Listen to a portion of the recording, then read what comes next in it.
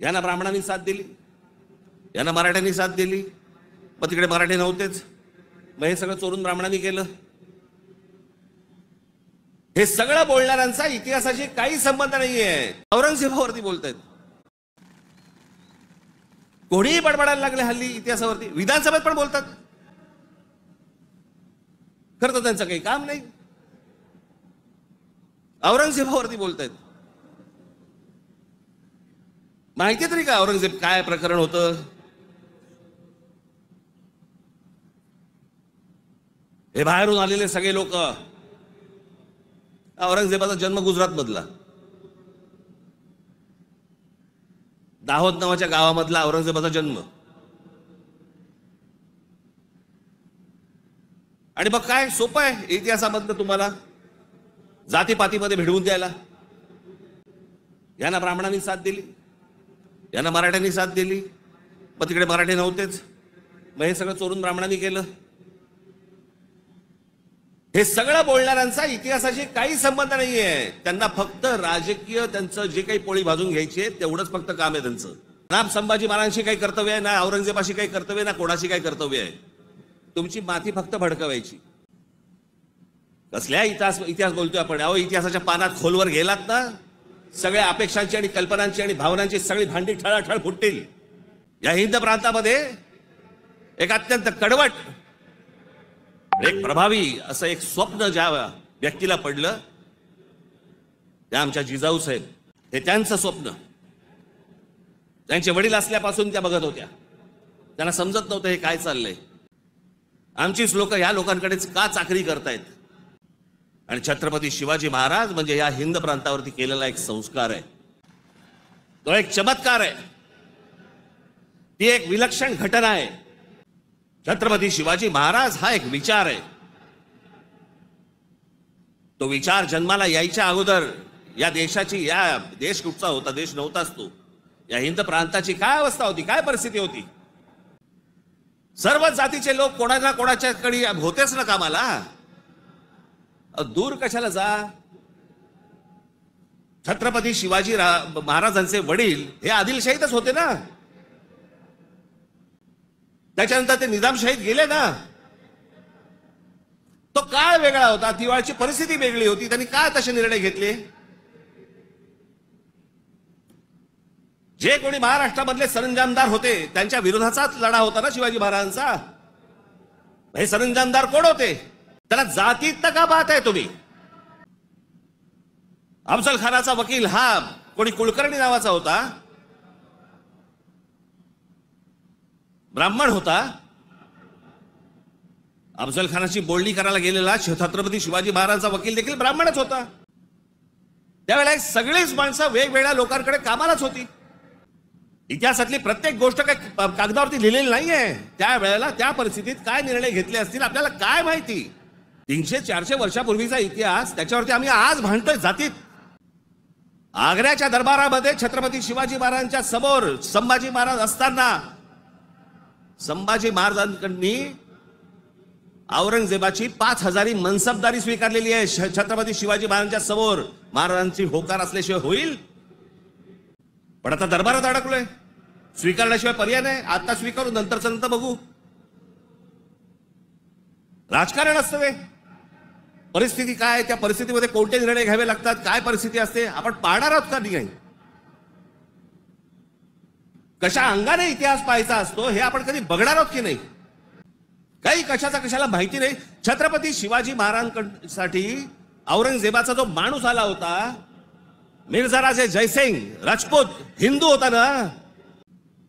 ज्या सिंहगडावरती आमच्या तानाजी मालुसरेंचा आज तिथे मृत्यू झाला, ते कोणाबरोबर लढाई झाला? उदयबान राठोड बरोबर ना. राजपूत होता ना, हिंदू होता ना. काय घेऊन बसलोय आपण? कोणत्या काळात जगतो होता आपण?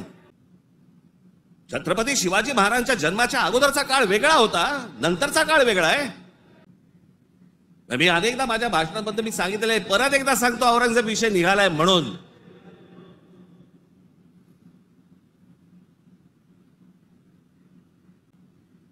औरंगजेब बादशाह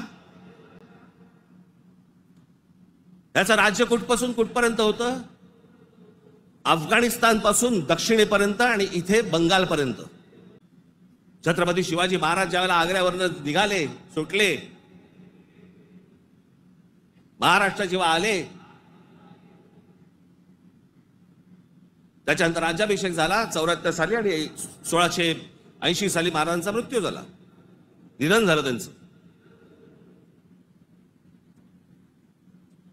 त्या दरम्यान औरंगजेबाचा एक पुत्र, मुलगा महाराज गेल्यानंतर दक्षिणेत आलाय आणि औरंगजेबाच्या मुलाला शह म्हणजे राहायला जागा बरोबर घेतलं. हे संभाजीराजांनी घेतलंय. तो तिथून पळून आलाय. वाचा जरा इतिहास, वाचा जरा. औरंगजेब ज्या वेळेला आग्र्यावरनं निघालाय, महाराज गेले 1680 साली आणि औरंगजेब महाराष्ट्रामध्ये पोहोचलाय 1681 साली. 1681 ते 1707 27 वर्ष तो महाराष्ट्रात लढत होता.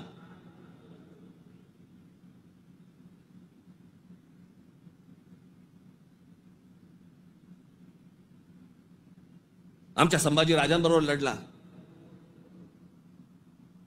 त्यांना क्रूर पद्धतीने मारलं. राजाराम महाराज लढले, संताजी धनाजी लढले आणि आमच्या तारा राणी साहेब लढल्या.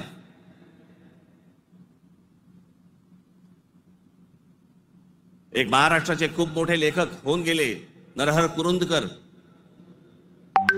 त्या कुरुंदकरांच्या एका पुस्तकामध्ये फार अप्रतिम वाक्य आहे की मराठे सर्व लढाया हरत होते, पण औरंगजेब एकही लढाई जिंकू शकत नव्हता.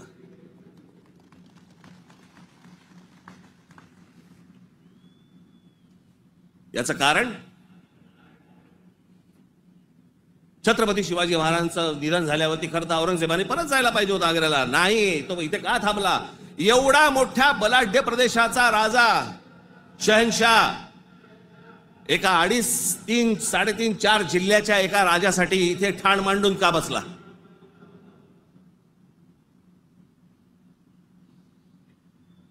त्याला माहिती होतं छत्रपती शिवाजी महाराजांचं निधन झालंय, मग का ठाण मांडून बसला होता? शिवाजी महाराज तर गेले होते, त्याला शिवाजी नावाचा विचार मारायचा होता, जो त्याला जमला नाही. सगळे प्रयत्न केले, सर्व प्रयत्न केले आणि इथे शेवटी मेला. जगाच्या इतिहासामध्ये औरंगजेब वाचला जातो, अभ्यास केला जातो त्याचा, पण ज्या वेळेला त्याचा अभ्यास केला जातो त्यावेळेला जगभरातल्या लोकांना कळतं की तो काय करायला गेला होता आणि कसा मेला. तिथे छत्रपती शिवाजी महाराजांचं नाव येतं जगभरामध्ये. जी कबर आहे ना, जी सजवलेली काढून टाका, कबर नुसती दिसली पाहिजे आणि तिथे एक मोठा बोर्ड लावा, आम्हा मराठ्यांना संपवायला आलेला औरंगजेब इथे आम्ही गाडला गेला.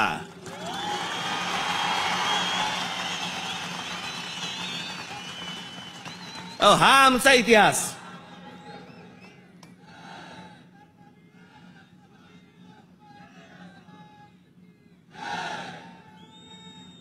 अफजल खान ज्या वेळेला इथे आला, इतिहास कशासाठी वाचायचा? इतिहासातनं बोध घेण्यासाठी वाचायचा.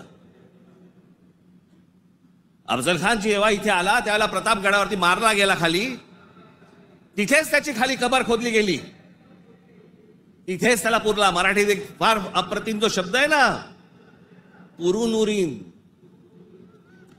तो आहे. तुला पुरीन आणि उरीन,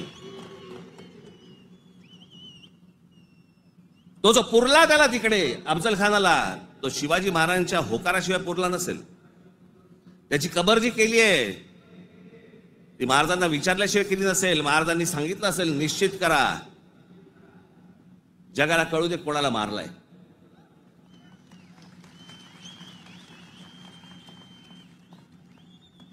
आपण ज्या मराठ्यांनी महाराष्ट्राने ज्यांना ज्यांना गाडले त्यांची प्रतीकं नेस्तनाबूत करून चालणार नाही, ती जगाला दाखवली पाहिजेत, आम्ही यांना गाडलंय.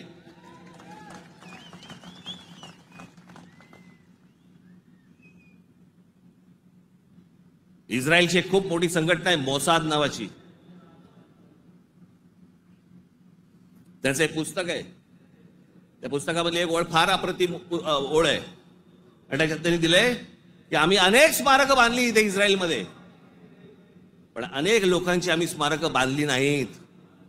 का? कारण ती जर बांधली तर जगामध्ये ते कृत्य आम्ही केलंय असं जगाला कळेल, म्हणून आम्ही नाही बांधली.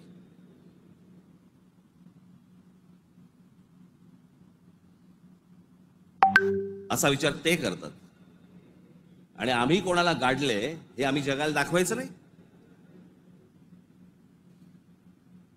खरं तर शाळेतल्या लहान लहान मुलांच्या तिकडे ट्रिप घेऊन गेल्या पाहिजेत, बसेस भरून घेऊन गेल्या पाहिजेत, आणि लहान मुलांना सांगितलं पाहिजे, बाळांनो महाराजांनी याला काढला, हा आपल्यावर आला होता, हा आपल्या धर्मावर उलटला होता, हा आमची मंदिरं पाडत होता, हा आमच्या बहिणींची आबरू लुटत होता, याला आम्ही काढला. नाही तर पुढच्या पिढ्यांना आम्ही काय इतिहास सांगणार आहोत?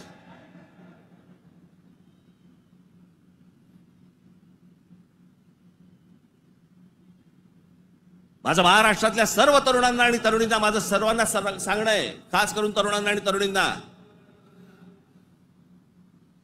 व्हॉट्सअपवरती इतिहास वाचायचा पहिला बंद करा. आणि इतिहास ज्या वेळेला तुम्हाला जातीतनं सांगण्याचा कोणीतरी प्रयत्न ज्या वेळेला करेल त्यावेळेला लक्षात ठेवा, तो कुठच्या ना तरी कुठच्या पक्षाला बांधील असेल. तुमची फक्त माती भडकवण्यासाठी हे सगळे उद्योग केले जातात. तुम्ही एक होऊच नाहीत, तुम्ही मराठी म्हणून एक येऊच नाहीत, तुम्ही महाराष्ट्र म्हणून एक येऊच नाहीत, याच्यासाठी जे सगळे प्रयत्न चालू असतात. मुळात विषय वेगळे असतात, आणि मग विषय हे असले विषय काढून तुम्हाला भरकटवलं जातं, वेगळीकडे नेलं जातं, आणि आम्ही तिकडे बघतो आणि बाकीचे इकडे काम आटपून घेतात. मधल्या मध्ये अडाणींना जमीन पण मिळून जाते.